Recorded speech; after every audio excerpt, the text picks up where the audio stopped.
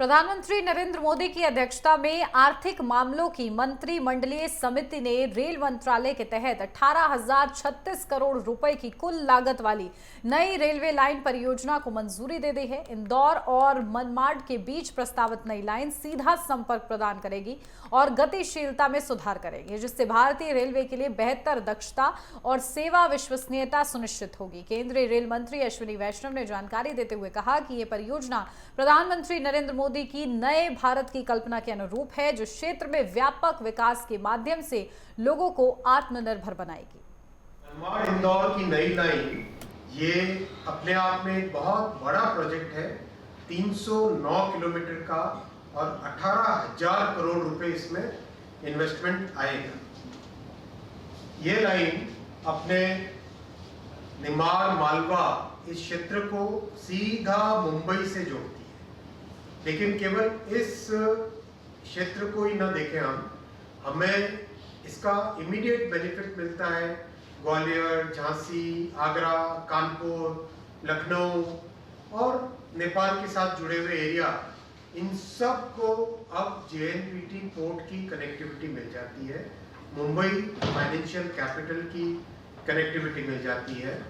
Overall economy में, industry में, manufacturing में, कल्चरल एक्टिविटीज में, हर तरह की चीज़ों में अपने को एक बहुत बड़ा बेनिफिट मिल जाता है इस प्रोजेक्ट के बनने से। इस प्रोजेक्ट में एक और चीज़ का ध्यान रखा गया है कि ग्रामीणों को कम से कम तकलीफ हो, इसलिए ज़्यादा से ज़्यादा संख्या में फ्लाईओवर और अंडरपास की व्यवस्था इस प्रोजेक्ट के अंदर शुरू से डिज़ाइन में की गई है।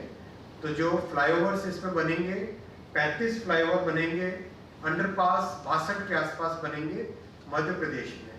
वैसे ही महाराष्ट्र में भी बड़ी संख्या है, 12 फ्लाईओवर और करीब 79 अंडरपास, और महाराष्ट्र में ब्रिज बनेंगे तापी नदी पे।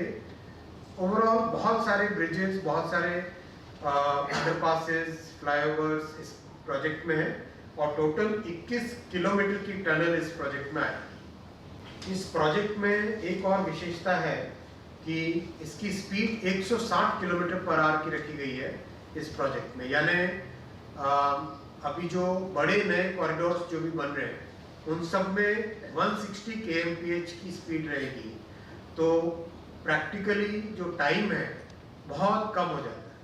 फिर लंबी गाड़ी चला सके उसके लिए इलेक्ट्रिकल ट्रैक्शन 2x25 kV का रखा है। कवच इसमें शुरू से फिटेड होगा और कई तरह की बेनिफिट्स, ट्रेन में ज़्यादा वजन वाली ट्रेन ले जा सके और ज़्यादा स्पीड पे चला सके, उसके लिए स्लीपर डेंसिटी, ट्रेन में जो ट्रैक जो होता है, पटरी होती है, उसका एक अलग पैरामीटर, 25 एक्सल टन का लोड, वो सब चीज़ें ध्यान में रखी गई है। इस प्रोजेक्ट में 138 करोड़ किलोग्राम कार्बन डाइऑक्साइड बचती है। उसका अगर हम सरल भाषा में समझें तो अगर हम 5.5 करोड़ पेड़ लगाते हैं, 5.5 करोड़ पेड़ जितनी कार्बन डाइऑक्साइड को सोखते हैं, एब्जॉर्ब करते हैं, उतनी बेनिफिट इस एक रेलवे लाइन से मिलती है।